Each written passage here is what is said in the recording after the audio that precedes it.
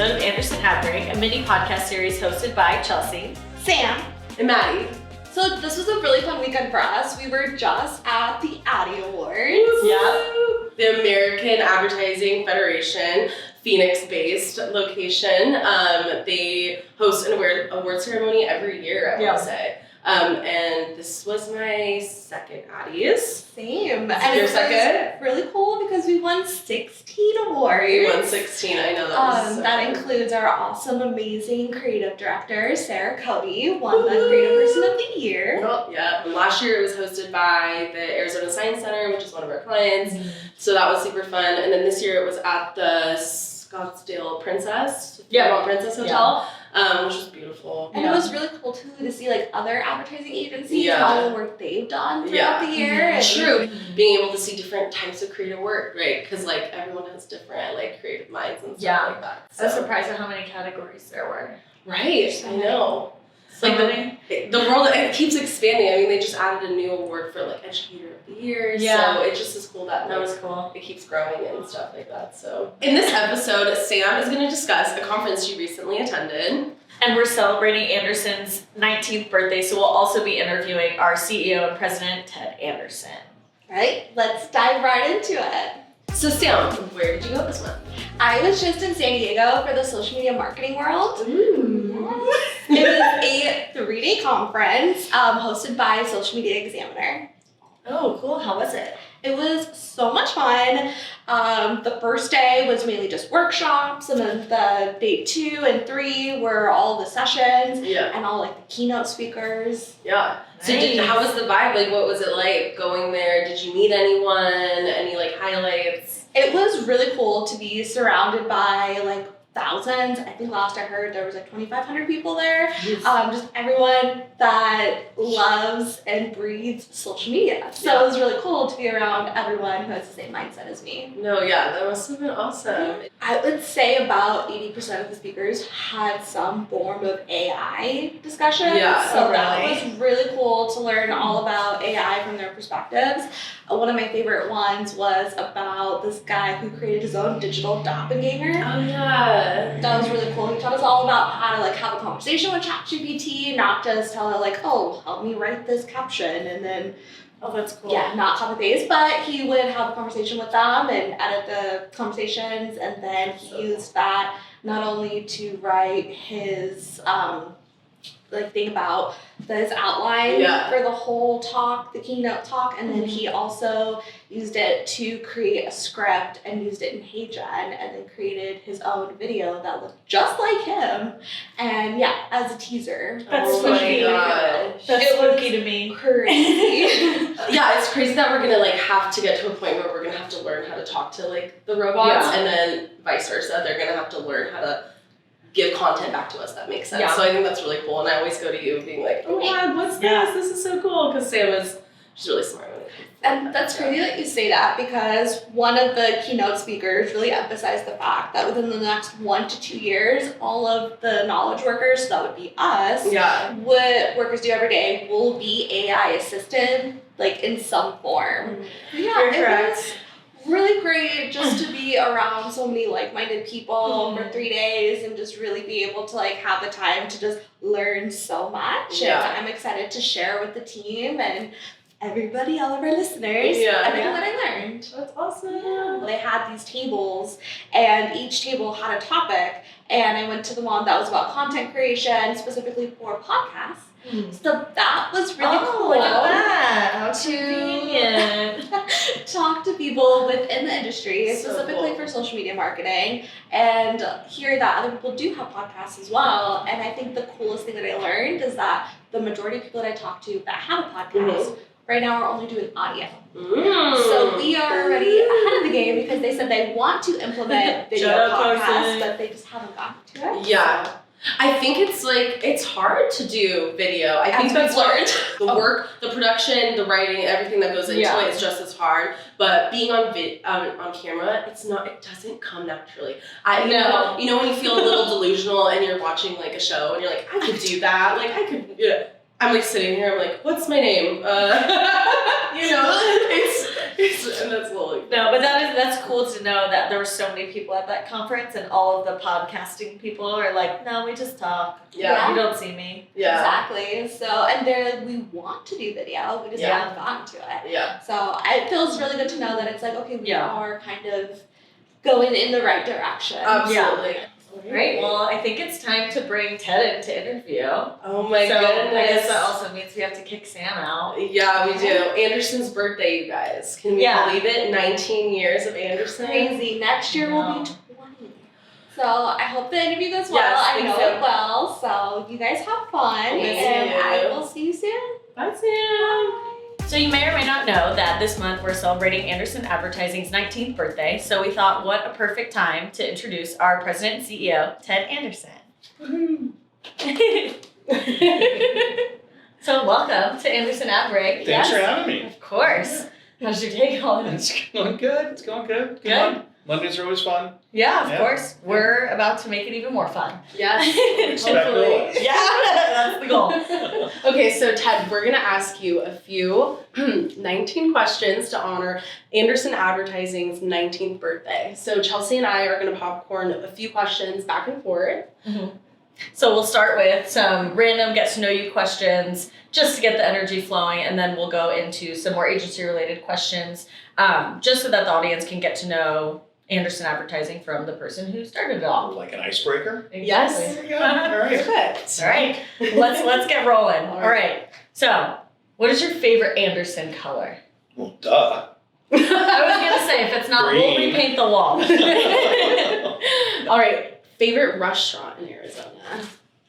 Oh, I hate favorites. I know. They're I all would say- favorite. Too many to pick from. I would say right now, Valentine in Central Phoenix is a fave. Oh, I've heard of that. Yeah. My son started chefing up at Christopher's. That's definitely a fave.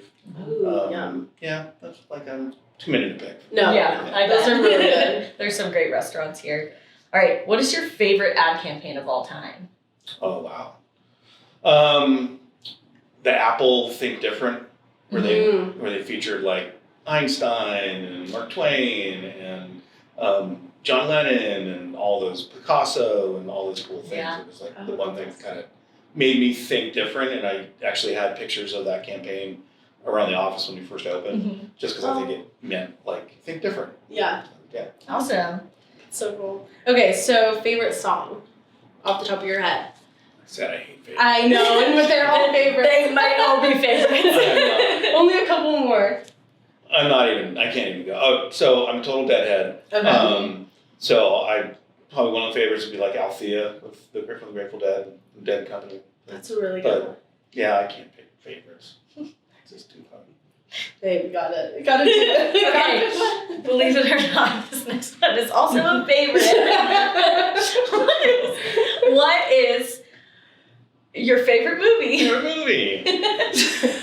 I know that was coming. I mean, besides the like normal ones that guys say, like Shawshank Redemption and Godfather, one that kind of sticks out in my mind, kind of got me into advertising was there was this old movie with Tom Hanks and Jackie Gleason called Nothing But Trouble, and it showed basically what an ad agency does and how they do it. And I think I was like 18 when I saw it, and I was stuck with me. So. That's a wow. We should watch that. Yeah. I feel like if I it's haven't about seen it. I haven't seen it either. Yeah, it's an old, back in the 80s, and I was working with an agency that was handling the publicity and stuff for that. Yeah, And that's so so cool. Wow. we had Tom Hanks on a PA tour, and so I got to ride in the car with him for a day. Wow. And it was like, so I think it was that, and also just advertising. That looks really fun. Yeah. That is such a good memory. That's awesome. All right. Is that all our rapid fire questions? Okay. It is. Okay. But no more favorites? No more favorites. No more I favorites. can think of a few. I can think of a few more if you want. Now that we got the favorites out of the Yes. way, are we ready to go into some more Anderson agency related questions? Yeah, let's do Bring it it. on. Bring it on. Oh, what's your favorite Bring It On movie? Says the cheerleading. This is a cheerleading coach. That's I have not that everybody knows, but Chelsea actually was my daughter's cheerleading coach. I was. Chaperone. Yes. I was. So you do have a favorite Bring It On movie. All right, I'm kicking this one off. So I know you just kind of talked about that movie that you saw when you were 18. So what inspired you to start Anderson Advertising? Was it just that, or was there more? Was it just Tom Hanks? I was always pretty entrepreneurial, and so like I moved out here from San Diego. I was working for another ad agency that I worked on when I was 18. And so I kind of got to be a boss in my own office when I was like 25 years old, kind of thing. Wow. Oh, wow. And loved what I did, and I was expanding like locally with other clients and things like that. And it just was like it hit a time where, literally hit a time when the internet came on, and the other agency was starting to kind of like consolidate things because you could. Yeah. And so I'm like, maybe now's a good time to start an own agency. And that was kind of what did it. I've always loved advertising. I've loved like getting to know different kinds of businesses and things like that. And it just was like the time to go. That's awesome. So like right time, right place. Like you just took the momentum. Yeah, I mean, it was like going. it was like I just had my kids. Oh wow. It was 2019. They turned 21 in May. I just had my kids, and it was just a time where it was like, hey, I can either go to work for somebody else or I can start my own thing. Yeah. And I had kind of met the right people, and I had a couple clients that I'd gotten myself into the agency here in Phoenix, and just knew that like they would come with me, and yeah, it just kind of all started from there. That's awesome. Wow. All right. So what was the hardest part about starting out as a new agency and your first business? Would you say? Yeah, I mean, I think a lot of time for that kind of thing, it's typically like I had been doing it obviously for 10, 15 years, but I had not. Like the agency was brand new, and hey, I'm going to start. I had some good partners when I first started that were super creative, and they had kind of a portfolio of work, and I had a portfolio of work. And so the hardest thing was really just getting out there and getting your name going. And it was really just literally hitting the streets and meeting every single person I knew, like, and I'll date myself, in my Rolodex. And literally just saying, hey, can I have lunch? Can I show you what we're up to, what we're doing? Like I said, we had a couple clients that were kind of helping pay the bills at first, but it was really just getting out there. And people are really receptive. Like, hey, I'm trying to do something new and try that. And, I think if they like what they hear and they know you and they have confidence in you, they give you a shot. They give you a chance. Yeah, that's awesome. That actually kind of leads into our next question, which was who was your first paid client and who was your first pro bono client? Ooh, wow. So first paid client is actually still a client to this day. Harkin Cedars, which I give a lot of credit. Shout out! Thanks to Dan and Mike and everybody over there. They were a client at my old agency because we were working in movie stuff, and so we were helping them with their graphic designs, and they had a lot of confidence in me, and I was able to like bring them over. So they were my first paid client. We've always done pro bono. That was one of the things. Like I'm very community minded. Want to help the community. I love Phoenix. It's a great city to do business in, and a great city to get to know people in. Yeah. And so being charitable and trying to help nonprofits. It's always been something we do it to this day. We're always doing helping community organizations. Phoenix Children's Hospital was the first pro bono client, and we did the invite package for. Back then they had a children's fashion show. That's how I got to know them because my kids were on the fashion show that benefited the hospital or part of the hospital. And so we did pro bono stuff for them for 10 years at least. Oh wow. Yeah, I went to their big gala, and then they ended up becoming a paid client of ours for a long time. So that was always kind of near and dear with having young kids and having gone to the ER, cheerleading, stuff like that. Like, knew it really well, and so they were a great client. But I always tell people that are asking for advice on how to start a business is do some good work for people, and don't always worry about getting paid immediately. And that in itself gives you not only the opportunity to do some really cool work that you might not otherwise, but it also shows that you're like you're not just all about the buck. And it's about developing relationships, and those relationships is really what's built the agency. Is having those relationships, knowing that we're good, fair partners, and always trying to do the right thing for everybody. And that ends up leading to more referrals, or the person you worked with that client moved on to another job, and next thing you know, they're calling you, and so that's that kind of thing. But relationships are key. Yeah, so your answers are just so great. You keep answering my next question. So our other questions were, how did you meet Harkins, you already kind of said that you were working with them beforehand, but how did you meet Phoenix Children's? It was through the fashion show? It was through the fashion show, Okay. yeah. So my kids were, my kid's mom was like helping them be in this like children's fashion show. Yeah. And it was kind of thing, and got to know the foundation people over there.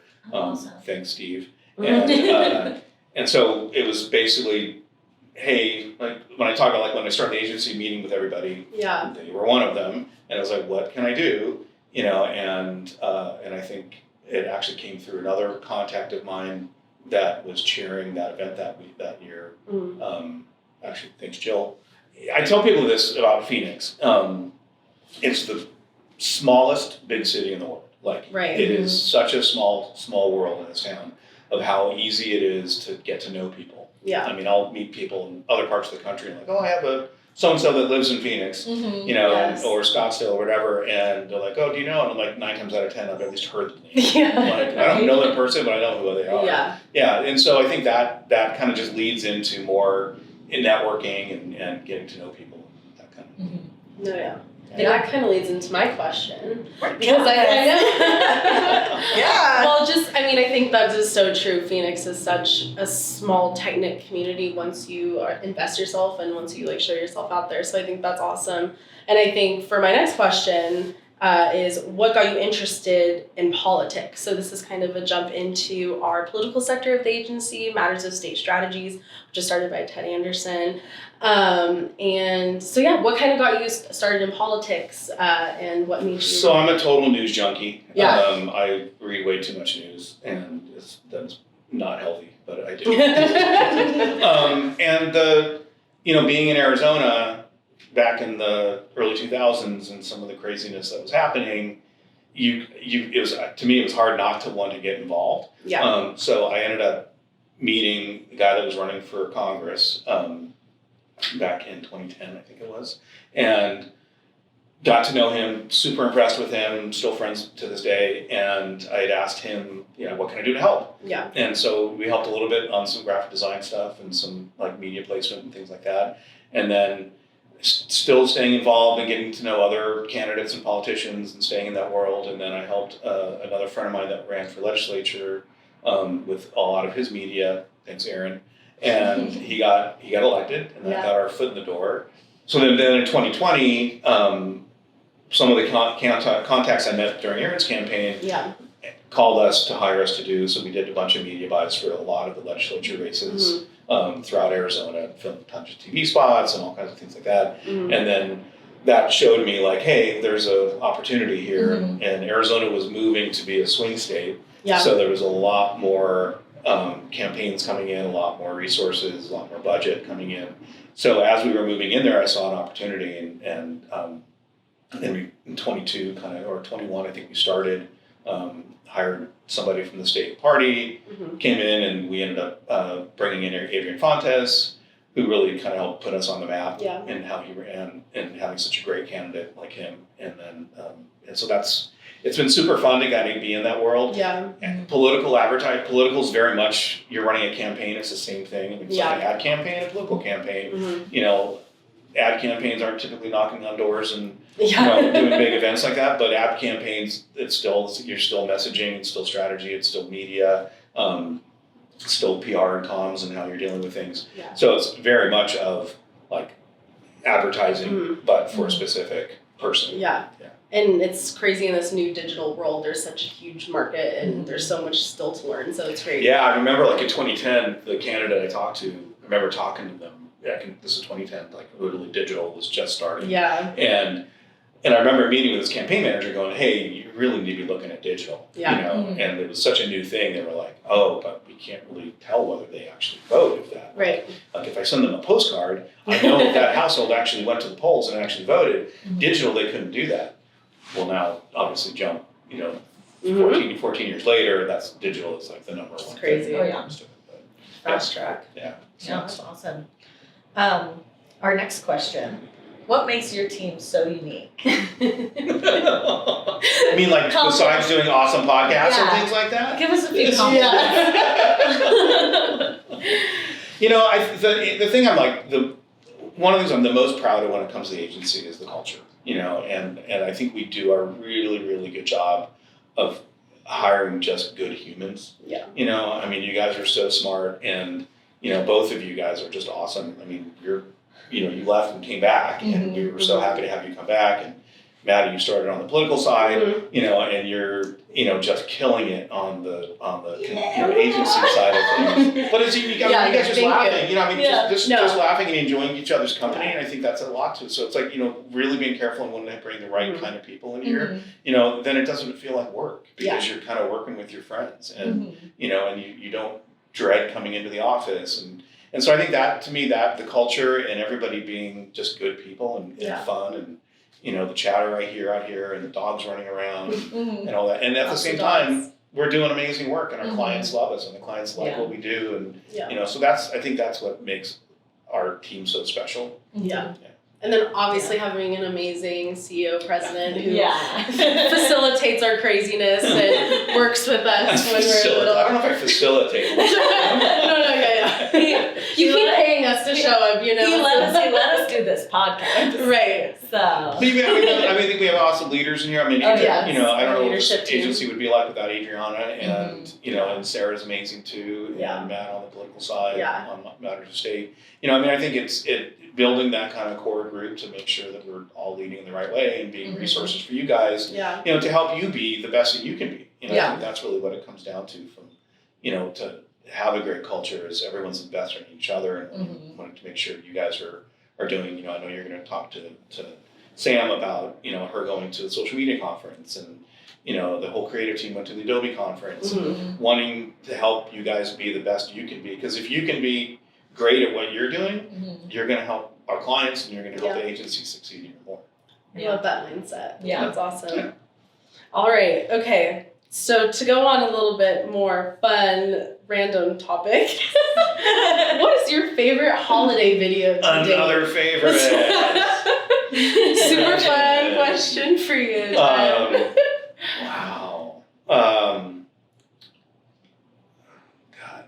We send out holiday videos every year to our clients, friends, and family. Please check out our holiday videos. That's now a tradition. I think we're on 12. Oh gosh. We should have had the number. I know. Yeah, it's a lot. We're at a lot. It's a lot. Yeah, we've had a couple years where we had to kind of phone it in a little bit. Yeah. We're super busy with client work. Yeah. That's the priority. Love the dog one. It was COVID. We're all doing Zoom calls. Dogs took over the Zoom call. That was really hilarious, I thought.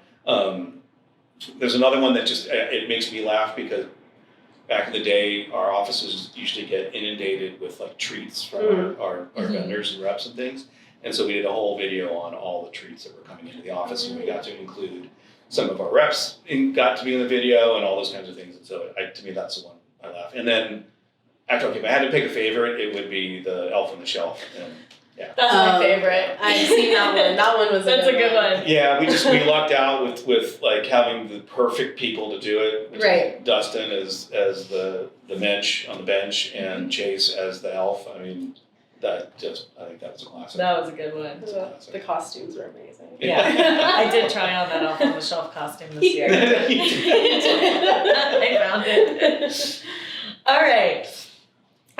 This is not a favorite question, I promise. But what is the best career advice you've received to date? Wow, just told somebody this at lunch. Don't overthink it. If you overthink, people spend so much time just belaboring some decision or something that they want to do, or they're analyzing. And if you just overthink something, it leads to paralysis by analysis.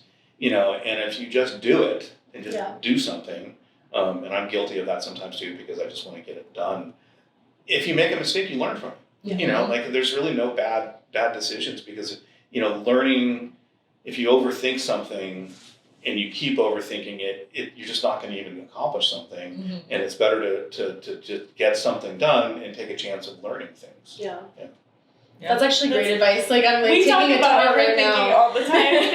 I think, just with the podcast being new for us and everything, and you allowing us to give ourselves a professional development opportunity. Mm-hmm. You know, I think I've overthought a lot of things in this process. Oh, yeah. That is some really great Today. Yeah, today. Even just an hour ago.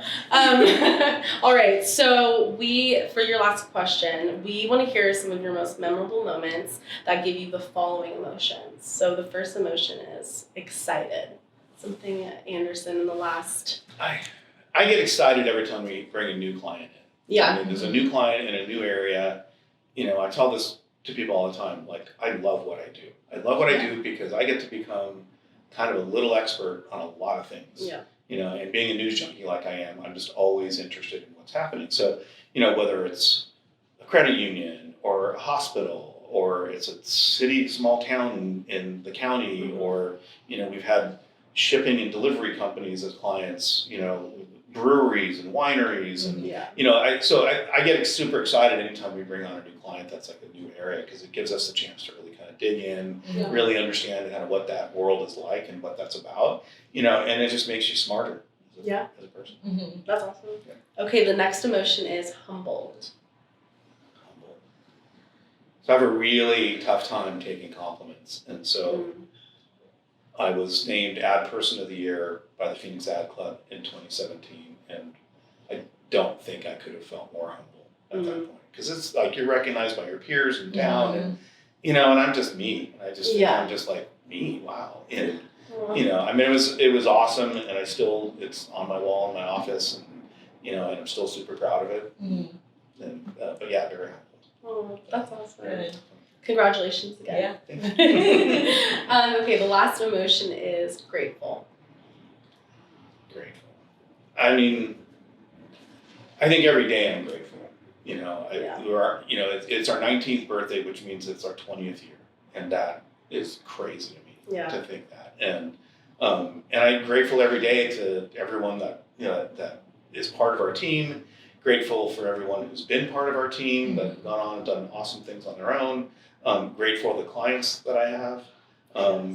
You know, and then at the end of the day, I'm grateful that I'm healthy, and I have amazing kids who are doing super cool things, and so I'm very grateful. I have a really lot to be grateful for.